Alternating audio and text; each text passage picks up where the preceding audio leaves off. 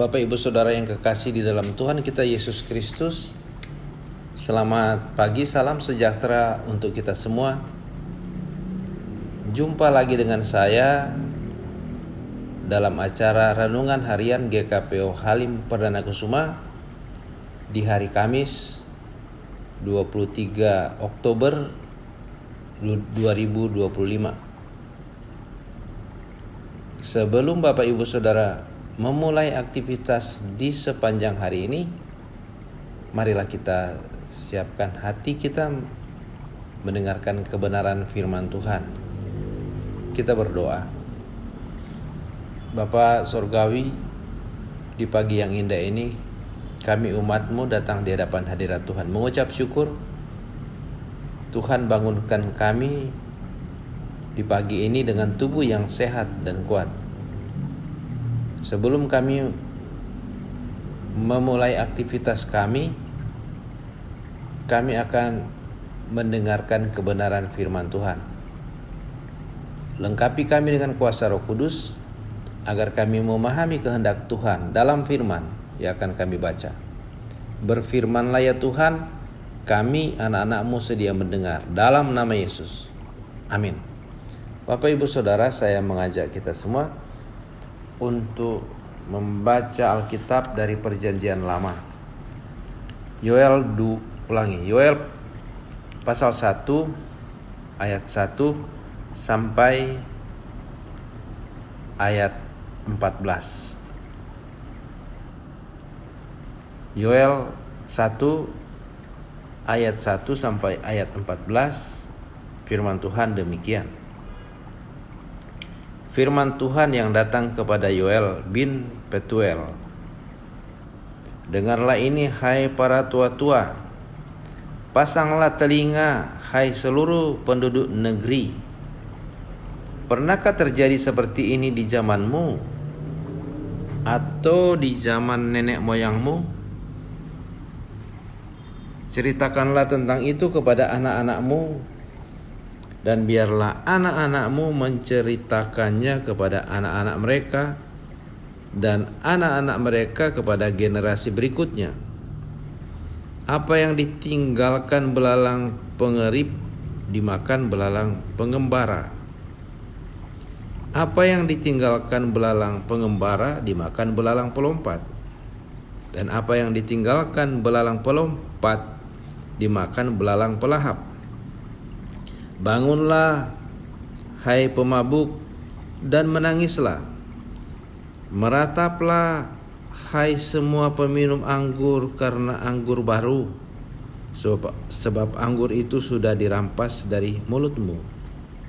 Sebab suatu bangsa maju menyerang negeriku, bangsa yang kuat dan tak terbilang jumlahnya, giginya seperti gigi singa, dan taringnya seperti taring singa betina.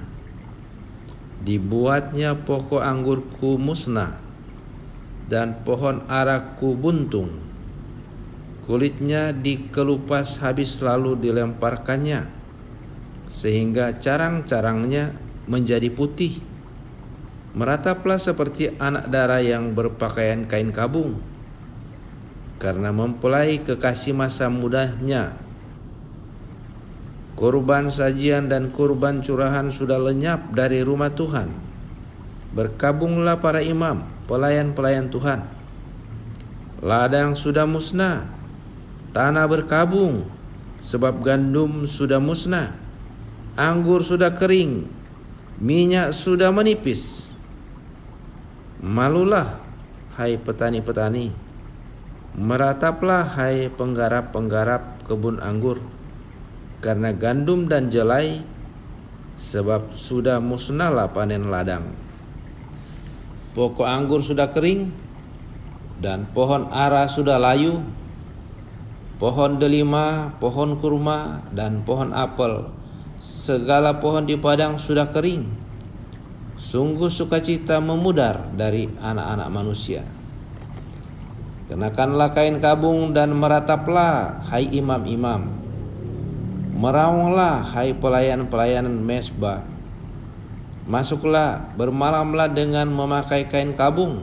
hai pelayan-pelayan Allahku, sebab kurban sajian dan kurban curahan sudah dihentikan dari rumah Allahmu.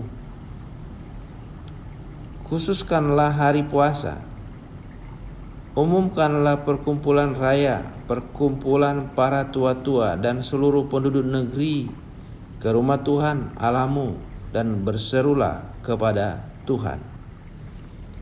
Demikian pembacaan firman Tuhan. Yang berbahagia ialah mereka yang mendengarkan firman Tuhan, merenungkan dan melakukannya dalam hidupnya setiap hari. Terpujilah Kristus. Bapak, Ibu, Saudara yang kekasih dalam Tuhan kita Yesus Kristus, Tuhan mengutus Nabi Yoel ke bangsa Yehuda atau Israel Selatan yang beribu kotakan Yerusalem. Nubuat Nabi Yoel buat Yehuda, bangsa Yehuda dan penduduk kota Yerusalem. Dalam pasal 1 ayat 1 pembacaan kita berkata, firman Tuhan yang datang kepada Yoel bin Petuel. Ayat 4, apa yang ditinggalkan belalang pengirip dimakan belalang pengembara. Apa yang ditinggalkan belalang pengembara dimakan belalang pelompat. Dan apa yang ditinggalkan belalang pelompat dimakan belalang pelahap. Ayat 6, sebab satu bangsa maju menyerang negeriku, bangsa yang kuat dan tak terbilang jumlahnya. Giginya seperti gigi singa dan taringnya seperti taring singa betina. Saudara-saudara yang dikasihi Tuhan, nubuatan tentang penyerbuan bangsa Yehuda dan penduduk kota Yerusalem. Yang dimaksud adalah kerajaan yang akan menyerbu bangsa Yehuda dan Yerusalem. Bukan hanya Nabi Yoel yang diutus Tuhan untuk bernubuat bagi Yerusalem. Nabi-nabi sebelumnya juga sudah bernubuat tentang penghukuman bangsa Yehuda dan penduduk kota Yerusalem, yaitu Nabi Yesaya, Nabi Yeremia, Nabi Yeskiel, Nabi Hosea, Amos, Nabi Obadya, dan masih banyak nabi yang Tuhan utus untuk memperingatkan bangsa Yehuda, lebih khusus lagi penduduk kota Yerusalem.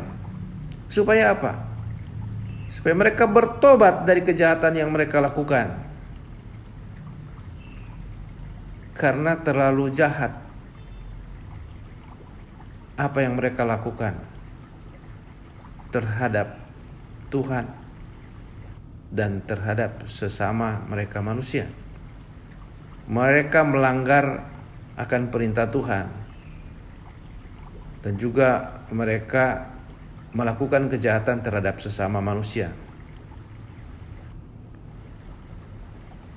Keadilan diputarbalikkan. Ketika orang lemah melakukan kejahatan langsung dihukum. Tetapi ketika para penguasa melakukan kejahatan, mereka tidak terjerat hukum. Keadilan diputarbalikkan. Kalau istilah sekarang, dunia ini sudah masuk ke zaman edan. Orang salah dibenarkan, orang benar disalahkan. keadilan diputarbalikkan. Demikian yang terjadi di bangsa Yehuda pada masa itu. Dan Tuhan murka terhadap umatnya sendiri. Sehingga melalui nabi-nabi Tuhan menegur mereka. Tuhan bernubuat tentang penghukuman mereka. Yang diharapkan oleh Tuhan adalah pertobatan dari pemimpin-pemimpin agama, dari seluruh penduduk kota Yerusalem. Tuhan masih memberikan kesempatan. Kalau Tuhan masih menegur melalui nabi-nabinya, berarti Tuhan masih sayang terhadap umatnya. Tetapi teguran-teguran itu diabaikan. Saudara-saudara yang dikasihi Tuhan, minggu ini kita masih dalam masa Pekan Keluarga, di mana tema minggu tanggal 12 sampai tanggal 18, keluarga yang terus introspeksi diri. Tolak ukur untuk kita introspeksi diri adalah firman Tuhan. Apabila firman Tuhan menegur kita, maka sebagai umat Tuhan kita bertobat agar penghukuman tidak menimpa kita. Saudara-saudara yang dikasihi Tuhan, ketika kita bertobat, maka Tuhan merubah rencana penghukumannya. Di dalam pasal 2, Yoel pasal 2 ayat 12 sampai 14 demikian. Tetapi sekarang juga demikianlah firman Tuhan, berbaliklah kepadaku dengan segenap hatimu, dengan berpuasa, menangis dan meratap. Koyakkanlah hatimu dan jangan pakaianmu. Berbaliklah kepada Tuhan Allahmu, sebab Ia pengasih dan penyayang, panjang sabar dan berlimpah kasih setia. Ia menyesal atas malapetaka yang hendak didatangkannya.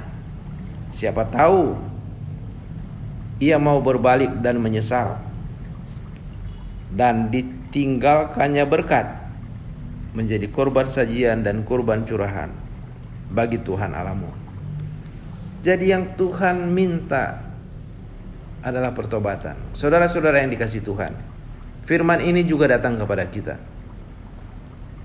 Memang kita sering mendengar orang mengatakan bahwa zaman ini sudah zaman edan. Keadilan diputarbalikkan. Orang salah dianggap benar, sementara orang benar dianggap salah. Tetapi ini teguran bagi kita semua. Firman Tuhan seperti pedang bermata dua, menghantam sana, menghantam sini.